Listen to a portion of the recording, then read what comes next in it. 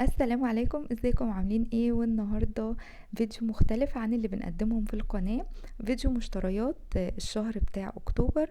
الحاجات اللي كانت ناقصاني في البيت هي بس اللي انا جبتها، وفي حاجات عندي فانا فرست كل الحاجة وشفت ايه اللي ناقصني ورحت جبته. اهم حاجة انا بقدم لك الفيديو ده ليه النهارده؟ عشان اقولك ان انتي لما تروحي مكان عامل عروض او مكان جملة هيوفر معاكي في سعر الحاجة اللي انتي بتجيبيها عن ما تجيبيها مثلا من اي سوبر ماركت قريب او كده. بيبقى فيه فرق في السعر. فاول حاجة انا جبت ازازة صاني اللي انتوا شايفينها هناك دي 2 لتر وربع ب160 جنيه. انا بصوا الاسعار اللي هبقى فاكراها هقولها لك، والاسعار اللي مش فاكراها مش هعرف اقولها. ومعايا ازازة خل اللي هي الشريف، برضو كان فاضل حاجة بسيطة عندي فجبت ازازة. كل الحاجة دي بتفرق معاكي بقى لما بتجيبيها مرة واحدة، انا بعمل كده كل شهر. وجبت قالب زبدة كريستال اهو. اهم حاجة تشوفي الصلاحية لان الصلاحية بتاعته بتبقى 6 شهور بس. اي زبدة فرن كريستال جنة، اي زبدة بالطريقة دي بتبقى مدة الصلاحية بتاعتها 6 شهور. فانت خدي بالك واقري الصلاحية قبل ما تجيبيها. بنجيبها ندخلها في معجنات نعمل بيها حاجة بيبقى طعمها كويس، مش وحش. وحتى لو عملتي بيها فطير بتبقى كويسة برضو، مش وحشة والله، انا مجرباها قبل كده. جبت شكارة رز 5 كيلو اهو. كان باقي عندي حاجة بسيطة من الرز فجبت بقى ايه، الشكارة دي بجيبها تكفيني الشهر. تمام. انا لسه جايه من بره وبلبسي زي ما انا، قلت اصور لكم الفيديو وبعد كده ابقى الم الحاجه بقى. جبنه، علبه جبنه عبور لاند اهي، اي نوع بقى جبنه انتوا بتحبوها، عبور لاند اللي انتوا حابينه. جبت كاتشب اهو، ده بصوا 10% عليه زياده، والنوع ده حلو انا كنت مجرباه قبل كده. وجبت دريم كراميل، وجبت دريم جيلي.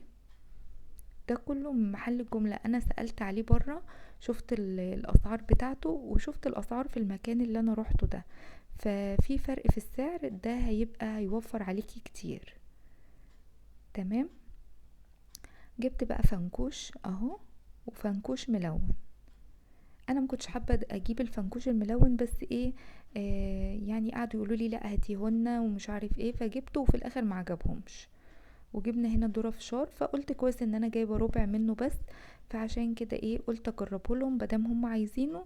بس لما دقوا قالوا لا الابيض احسن، فانا انصحك ان هو فعلا الابيض احلى من الملون. وجبت سمسم اهو عشان بقى القرص اللي هنعملها والحاجات. السمسم ده بيبقى جميل برضو اهو. ده ربع، بجيبه وعبيه ببرطمان واحطه في التلاجة، بسحب منه بقى ايه وقت ما انا عايزة اعمل بيه اي حاجة. وادي جبت كيك شيف اهو، جميل طبعا بنحتاجه كتير. وجبت فانيليا، بصوا بقى فانيليا دريم دي احلى من الفانيليا العادية، ريحتها قوية وبتبقى حلوة جدا. الحاجة اللي مش يعني بحتاج فيها الفانيليا البودر دي، الحاجة اللي هي ما فيهاش بيض فبحط لها الفانيليا البودر دي، زي الشربات الحاجات دي فبحتاج فيها الفانيليا البودر. هنا بقى جبت خلطة كنور اللي هي بتاعة المفروم اللي هي زيادة 50%، هنجربها مع بعض. الكيس ده ب16 جنيه. تمام. انا اول مرة اجيبه ولسه هستعمله وهنشوف هيبقى عامل ازاي معانا. جبت باكو شاي العروسة اللي هو الربع، طبعا على حسب ما انتي بتحبي الشاي، عندك العروسة ليبتون اللي انتي حباه. تمام. فانا جبت ربع، وتجيبي الربع يكون مضغوط بالشكل ده، لو فاكك ما تجيبوش، قولوا لا انا عايزه اللي هو المضغوط. وبحطه في كيس لوحده وبقفل عليه علشان ما يلقطش ريحه من اي حاجه. طبعا ده الاوكسي انا جايباه برضو بس بعيد عن الحاجه، يعني انا جايبه الحاجات دي في شنط، والاوكسي والحاجات دي في كيس تاني، علشان طبعا ريحه الاوكسي قويه جدا، فما بحبش ان انا تبقى جنب حاجه. في مره جبتها جنب الرز لقطت منه، بص الرز لقط منه، بقى عندي الرز فيه الريحة وما بقتش عارفة اطلعها. فعشان كده الاوكسي بحطه في كيس لوحده واربطه من وانا هناك بجيب الحاجة علشان واحطه في شنطة لوحده عشان ما يلقطش مع الحاجة اللي انا جايباها. وجبت باكت المناديل الجيب دي طبعا عشان الاولاد المدارس والكلام ده كله، فبجيب الباكت ده على طول بيبقى عندي 10 ب16 جنيه، يعني 10 مع بعض هما ب16 جنيه باكت المناديل ده. طبعا شوفي العلبة بره بيبيعوها بكام وشوفي انتي هتبقي كده وفرتي قد ايه. وجبت بقى كمان فول مدشش اهو زي ما انتوا شايفينه، الكيلو بحاجة و30 جنيه، مش فاكرة والله، يعني 35 36، مش فاكرة السعر بالظبط، بس بجيبه بقى اعمل بيه ايه طعمية وكده، وهنعملها مع بعض ان شاء الله. هحاول ان احنا نعملها مع بعض. انا كنت عملتها قبل كده على القناة. انا مبجيبش طعمية ولا فول من بره خالص، انا جبت فول مدشش بس عشان انا محتاجة الطعمية، لكن عندي في الفريزر فول مدمس.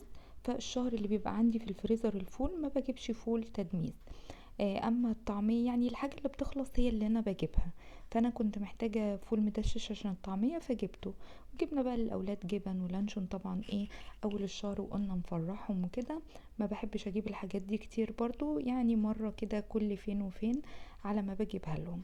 تمام، هي دي حاجتنا، دي الحاجة اللي كانت ناقصاني في البيت.